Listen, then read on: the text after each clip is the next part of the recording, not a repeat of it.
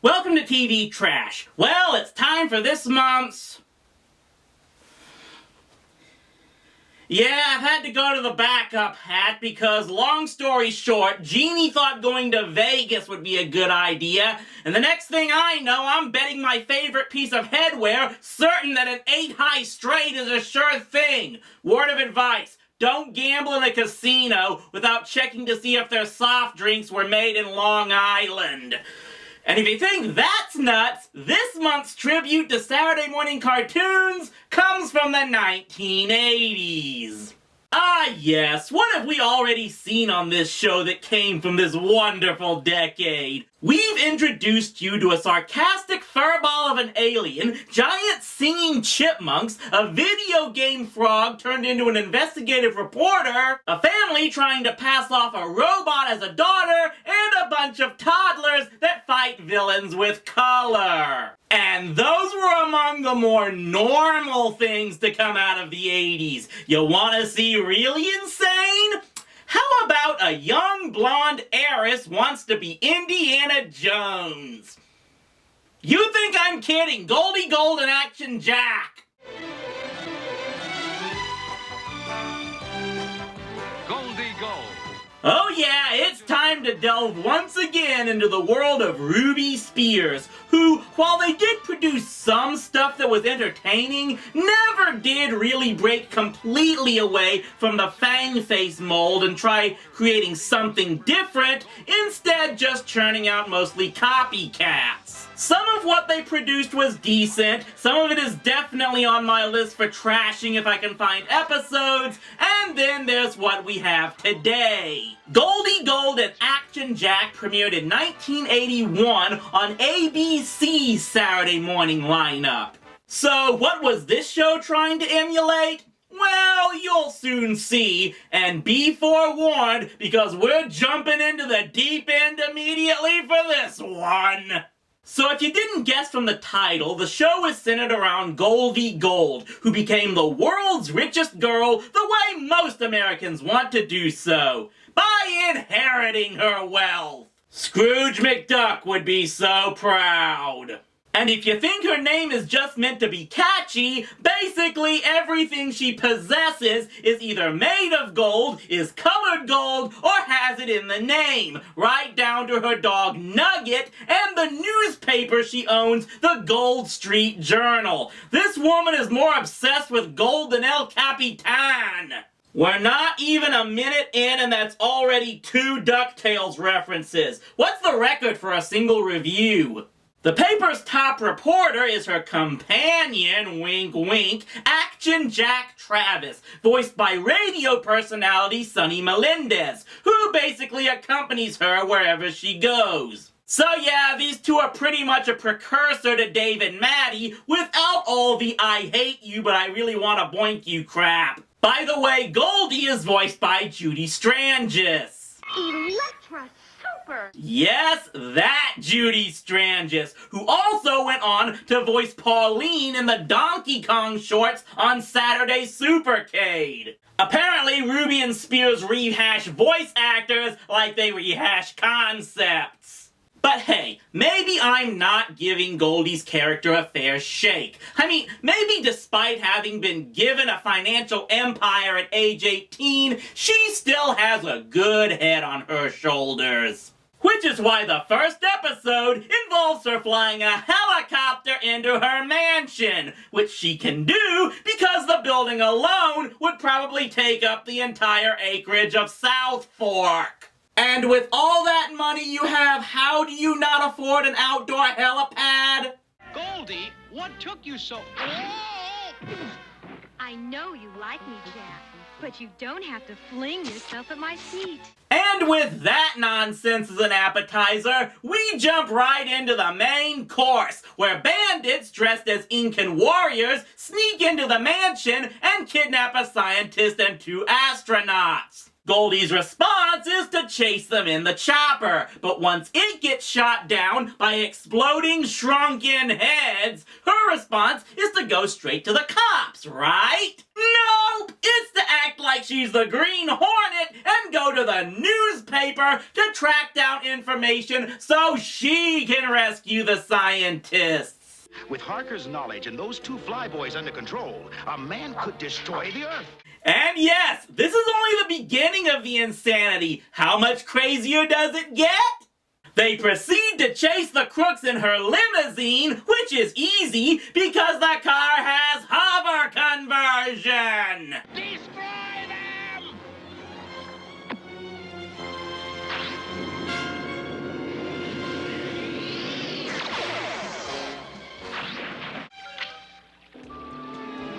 An airtight seal.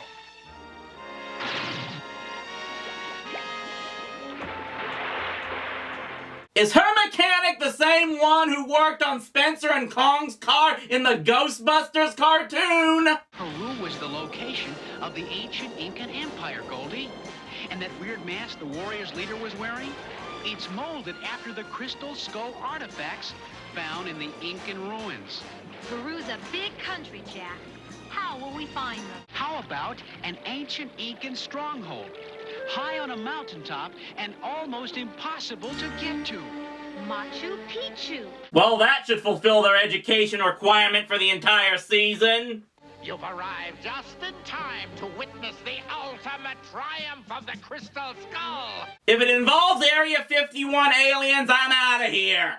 My ship, piloted by the astronauts Ripley and Boland, will be destroying Earth's communications and military satellites.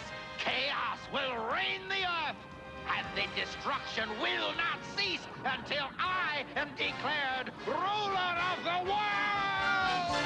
I think he's crazy. Compared to just about everyone else in this show, I'd say he's pretty sane. Good boy, Nugget. My turbo mini jet will do the rest.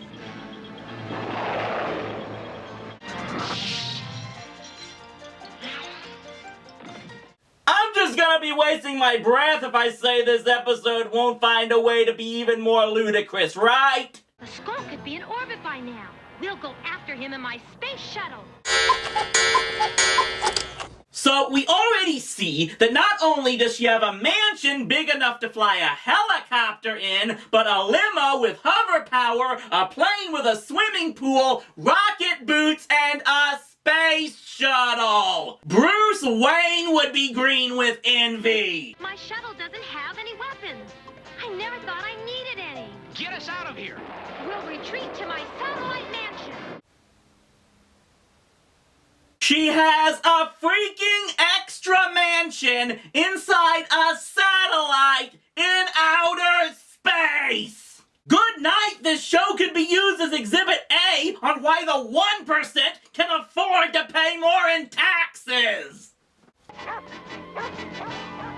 Keep him away! Just for a second, Nugget! I did it, Nugget! I shut off the artificial gravity through the whole house! Why do I get the feeling the rest of these episodes aren't going to be much more grounded? I mean, the next one has her facing off against the likes of Magneto meets Hawkman. The name is Skyhawk. The skies and all their wealth belong to me. Okay, I'm starting to hear Combine Harvester in my head and I'm all out of crazy pills, so I think we need a break.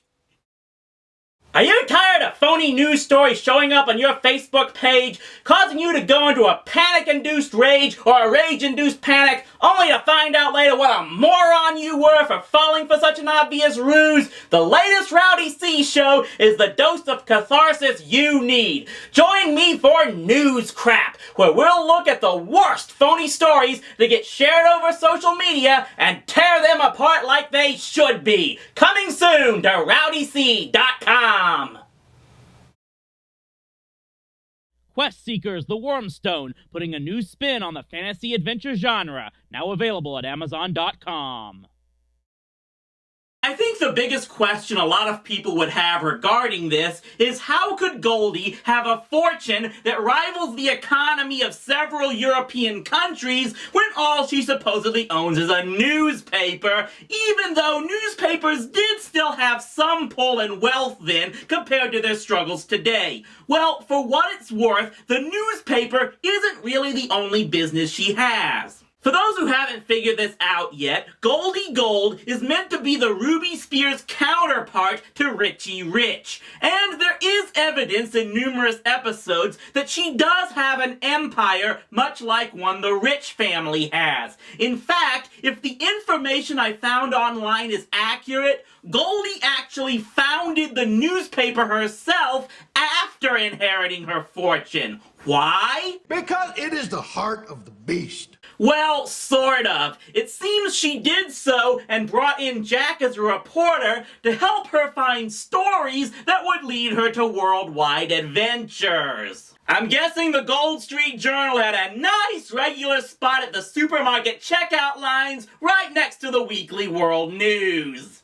There is just so much about that backstory that is glorious and ridiculous at the same time. This girl gets more money than she knows what to do with by the time she graduates high school, and she in turn uses that fortune to create a newspaper for no reason other than she was bored. Then again, here in Dallas, we have a guy who made billions off the internet and used that to buy a sports team because he was a fan who didn't like how the team was run. So yeah, Goldie could pretty much fit in here.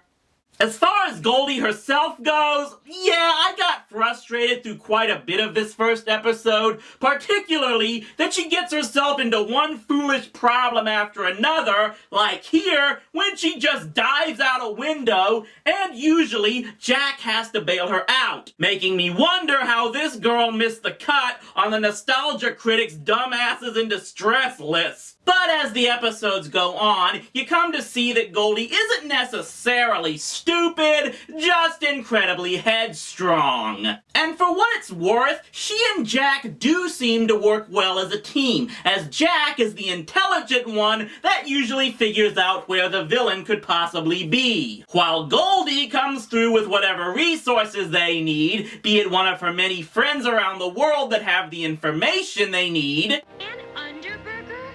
It's been years. Do you two often skydive without parachutes? We didn't have much choice. Or pulling out the exact type of gizmo they need at exactly the right moment. Like her yacht that can turn into a submarine so they can find an underground city that harbors a dormant alien being. And when the villain takes the alien and leaves the two in the collapsing city, she fortunately has a backup inflatable sub to get them out. Seriously, she has just about everything except gold shark repellent. And even if she does have the equivalent of the GNP of the Iberian Peninsula, it's still never cleared where she gets all of her wonderful toys from, because we're never introduced to this cartoon's version of Professor Keenbean. Knowing her fortune, she probably hires Q to work for her on the side. Q from Bond, not Star Trek. And yeah, I would be remiss to not mention the other character in that pilot episode, Goldie's friend and informant, Hobo Joe, who is actually just one of several friends that help her throughout the series. If you saw CR's review of this episode, you know his rant about how this guy is living on the street while Goldie has a mansion in space. But you know what? There was an episode of Small Wonder where a hobo tried to explain how he was living the good life. I'm just gonna assume Joe has that same mindset. Half the cast of this show is off their rocker. That might actually make the most sense. I'd use a different term. Help me!